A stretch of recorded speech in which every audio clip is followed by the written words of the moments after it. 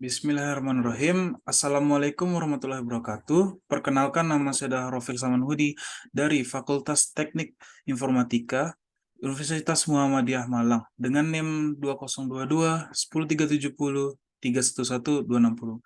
Di sini saya akan melakukan presentasi.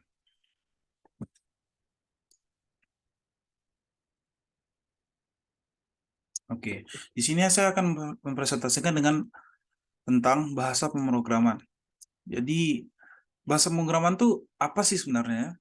Jadi bahasa pemrograman itu adalah bahasa yang digunakan oleh programmer untuk memberikan instruksi kepada komputer itu sendiri. Itulah kenapa bahasa pemrograman itu tersusun dari sintaks yang merupakan perintah komputer untuk menjalankan suatu program. Nah, dalam perintah tersebut akan diterjemahkan menjadi logika yang dimengerti oleh komputer itu sendiri. Nah, dengan begitu, itu kita tidak heran ya kalau bahasa pemrograman itu sering disebut sebagai bahasa komputer. Karena hasil akhir dari penggunaan bahasa pemrograman adalah sistem operasi, aplikasi desktop, website, aplikasi mobile, bahkan berbagai perangkat teknologi yang biasa kita operasikan sehari-hari itu. Oke, jadi di bahasa pemrograman ini kita akan bahas sejarahnya terlebih dahulu. Oke, di sini ada generasi dari bahasa komputer yang pertama, yaitu adalah bahasa mesin. Jadi beberapa ciri dari bahasa komputer ini adalah tidak ada terdapat interpreter atau kompilator. Programnya itu juga masih menggunakan notasi biner dan sangat sulit untuk mengecek kesalahan. Nah, contohnya itu ada di samping sini. Oke. Nah, untuk yang di sini tuh ini kodenya. Nah, arti dari kode tersebut adalah ini. Bersihkan akumulator, masukkan isi lokasi penyimpanan 117 ke dalamnya. Untuk generasi bahasa komputer yang pertama ini itu masih sangat ribet ya karena hanya menggunakan 0 dan 1 saja. Oke. Di sini ada generasi bahasa komputer kedua atau biasa disebut bahasa campuran yang dipakainya itu semenjak tahun 1950 hingga 1950-an. Nah, generasi bahasa komputer ini yang kedua ini adalah merupakan bahasa assembly. Ciri-cirinya adalah pengalamatan pada bahasa ini dilakukan secara simbolis, bukan dengan alaman fisik. Nah, bahasa ini terdiri atas SAP, autocoder, SPS, BOL, dan EasyCoder. Nah, contohnya itu juga ada di samping sini ya. Misalkan example 2, assemble language. Example 2, begini. Dan class celery. Nah, dia itu artinya tuh celery itu menunjukkan lokasi memori tempat variabel celery itu yang disimpan. Kita lanjut yang kedua, generasi bahasa komputer ketiga yang digunakan tuh pada tahun 1960-an. Dan generasi ketiga ini sudah merupakan bahasa tingkat tinggi ya. Jadi bahasa pada generasi ini sudah menggunakan kata-kata dalam bahasa Inggris dan menekankan pada formula dalam notasi matematika. Selain itu, program itu dapat dikonversikan untuk dijalankan pada mesin-mesin yang berbeda. Bahasa generasi ketiga terdiri atas Algol, Fortran, COBOL, PLOY, dan ADA. Nah, contoh pemrograman di sini. X sama dengan buka kurung A plus B tutup kurung slash dalam kurung C plus D. Nah, kita bisa lihat ya perbedaan dari generasi pertama dan generasi kedua. Generasi pertama dan generasi ketiga ya. Di generasi ketiga tuh sudah mulai ribet di sini ya. Nah, di sini adalah generasi bahasa komputer keempat atau Generation Programming Language 4GL yang digunakan pada tahun 1970-an. Nah, di sini itu merupakan bahasa yang produktivitas tinggi ya. Jadi bahasa generasi keempat ini sudah sangat lebih baik dari bahasa generasi sebelumnya. Nah, bahasa pada generasi ini sudah mampu mempercepat proses pembuatan aplikasi atau baris code yang lebih sedikit ya. Tidak kayak generasi ketiga ini yang sangat banyak. Di sini sudah mulai terlihat simpel ya. Nah, di sini bahasa pada generasi ini sudah mulai mempercepat proses pembuatan aplikasi, baris code lebih sedikit, dan mempermudah aplikasi dan mempercepat perubahannya. Oke. Selain itu juga, bahasa ini juga dapat meminimalkan problem debugging atau bug, dan pemakainya ini dapat memecahkan problem secara individual. Bahasa generasi keempat ini terdiri dari Informix dan Oracle. Nah, ciri khas dari suatu bahasa virtual itu adalah yang pertama, tidak perlu training yang lama pada DP. Yang kedua, bahasa untuk semua pemakai atau profesional DP sampai pemakai akhir. Yang ketiga, menggunakan bahasa query. Dan yang terakhir, itu generasi bahasa komputernya sudah bisa untuk membuat aplikasi itu sendiri ya guys ya. Oke, generasi bahasa kelima yang didirikan pada tahun 1980-an. Nah, di bahasa ini merupakan bahasa terakhir ya, yang biasanya bergerak di bidang artificial intelligence. Bahasa generasi kelima sudah menggunakan sistem berbasis pengetahuan yang mesinnya itu juga sudah dapat menggambarkan kesimpulan berdasarkan kode pengetahuan yang kompleks. Nah, ini bahasa di generasi ini menggunakan bahasa natural dan sangat mirip dengan bahasa Inggris atau bahasa manusia lainnya. Contoh intellect. Nah, sebuah bahasa natural akan menggunakan pernyataan seperti what are the average exam scores in Miss 200. Untuk pemrograman sederhana, pembuatan nilai rata-rata hasil ujian. Jadi ini tuh gunanya untuk apa? Memprogramkan sederhana pembuatan nilai rata-rata ujian, hasil ujian. Next. Nah, di sini tuh ada bahasa berorientasi objek. Di sini saya pilih 3. Yang pertama ada Java. Java adalah bahasa pemrograman multi-platform dilengkapi performa stabil serta keamanan terjamin. Sama seperti JavaScript dan Python, Java tergolong veteran karena pertama kalinya diluncurkannya pada tahun 1995. Nah, mengingat keamanannya, Java ini banyak dipakai untuk membangun sistem informasi perbankan, retail, dan pemerintahan. Selain itu, Java banyak dimanfaatkan dalam pengembangan aplikasi mobile dan desktop. Yang kedua, di sini ada bahasa C. Nah, bahasa C ini tergolong bahasa tingkat menengah ya, tidak seperti bahasa Java yang sudah termasuk tingkat tinggi. Bahasa C ini tergolong bahasa tingkat menengah ya, yang menggabungkan kemudahan bahasa tingkat tinggi dan kemampuan bahasa tingkat rendah. Nah, ia itu banyak digunakan untuk membangun sistem operasi, text editor, driver, dan compiler. Yang terakhir kita punya C++. Nah, bahasa ini tergolong tingkat menengah ya. Ini pertama kali juga dikembangkan pada tahun 1980 oleh ahli komputer bernama Bjarne Stroustrup.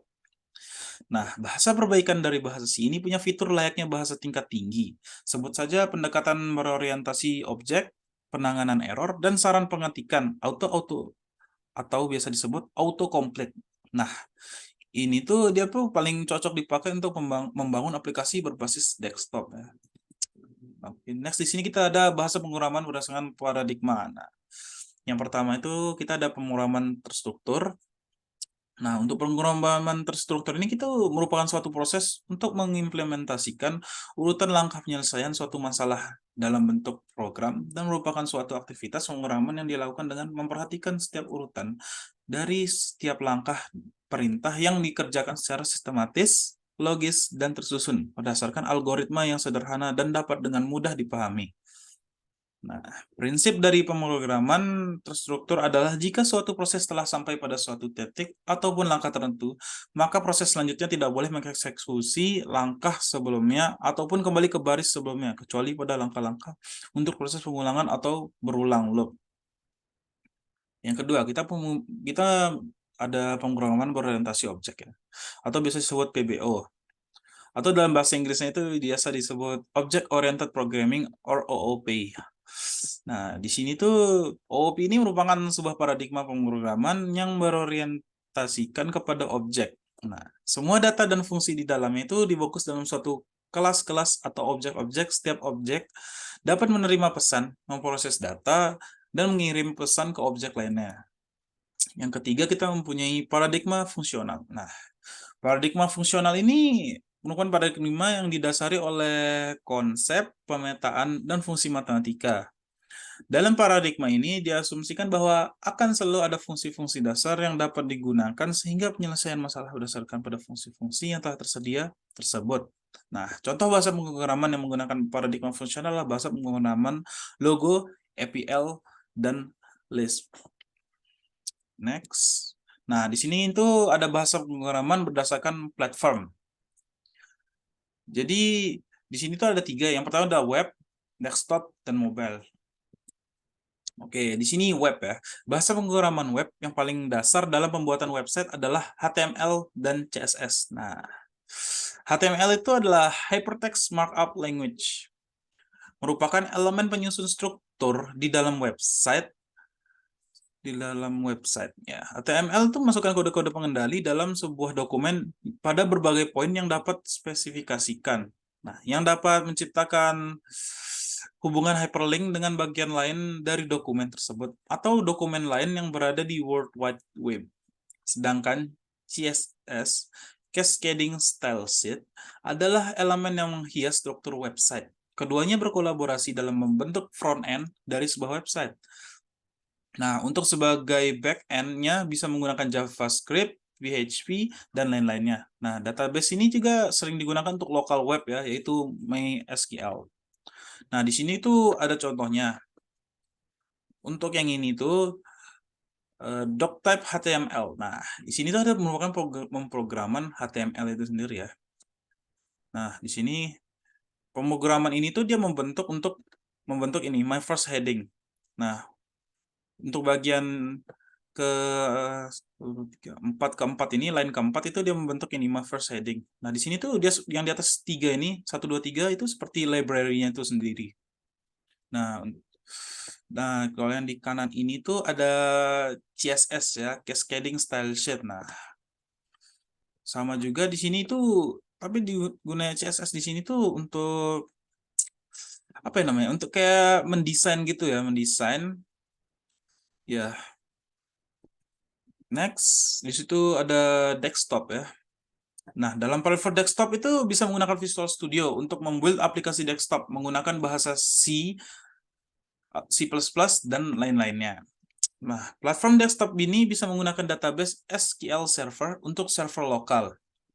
Nah, apa sih kelebihan dari si ini? Nah, yang pertama itu adalah it's easier to use, lebih mudah. Nah, di pemrograman ini dia itu bisa memodifikasi perintah yang sepenuhnya sama dengan C++ itu sendiri dan memberitahu di mana letak kesalahan kita bila ada kesalahan dalam aplikasi tersebut. Nah, misalkan tuh kurang titik koma. Nah, itu biasanya ada tandanya. Nanti garis line-nya tuh merah. Line antara di bawah atau di atasnya di tempat yang salah itu. Nah, hal ini juga dapat mengurangi waktu kita dalam mencari error. Benar sekali, itu sangat mempermudah ya. Yang kedua itu menyediakan bantuan yang dibutuhkan untuk membuat tampilan yang complicated dengan frames, drop down, tab windows, group button, scroll bar, background image, dan lainnya. Tapi dia itu juga memiliki kekurangan ya. Jadi sama aja ya kayak manusia, tidak ada yang perfect. Yang pertama tuh banyaknya operator serta fleksibilitas penulisan program. Kadang-kadang membingungkan pemakainya itu sendiri. Yang kedua, bagi pemula pada umumnya itu akan kesulitan menggunakan pointer. Nah, di sini tuh kita ada memiliki pemrogramannya. Using system namespace my application, class program static void, main string arts, console writeline, hello world. Nah, ini tuh untuk menginput hello world ya. Nah, di sini ada perbandingannya ya dari C++ itu sendiri. Nah, kelebihan C++, yang pertama, bahasa C++ tersedia hampir di semua jenis komputer, true. Yang kedua, kode bahasa C atau C++ sifatnya adalah portable dan fleksibel untuk semua jenis komputer. Yang ketiga, proses executable program bahasa C atau C++ lebih cepat ya. Yang keempat itu C++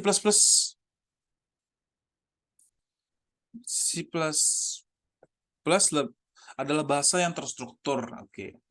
Yang kelima, C++ sudah mendukung OOP atau Object Oriented Programming. Yang keenam, C++ dapat membuat aplikasi grafik prosesor kualitas tinggi. Nah, kekurangan C++. Yang pertama, banyaknya operator serta fleksibilitas penulisan program. Nah, kadang-kadang dia itu membingungkan pemakainya sendiri. Yang kedua, bagi pemula pada umumnya akan kesulitan menggunakan pointer dan penerapan konsep OOP. Yang ketiga, termasuk dalam bahasa tingkat tinggi sehingga sulit dipahami. Yang keempat, bahasa C++ bersifat case sensitif sehingga huruf besar dan kecil itu tidak sama atau berbeda. Nah, di sini kita yang terakhir punya ada mobile. Bahasa yang untuk membuat aplikasi mobile berbasis Android biasanya menggunakan Java atau Kotlin dan XML untuk membuat UI-nya. Mobile berbasis Android bisa menggunakan Android Studio sebagai compiler dan sudah include emulator untuk mengcompile aplikasi tersebut. Untuk membuat aplikasi mobile berbasis iOS, bisa menggunakan bahasa Dart dan menggunakan Flutter sebagai compilernya. Nah, di sini saya memiliki contoh dari Java dan XML. Oke, jadi sekian dari saya. Semoga presentasi ini bisa memberikan ilmu lebih, dan kurang lebihnya mohon maaf. Assalamualaikum warahmatullahi wabarakatuh.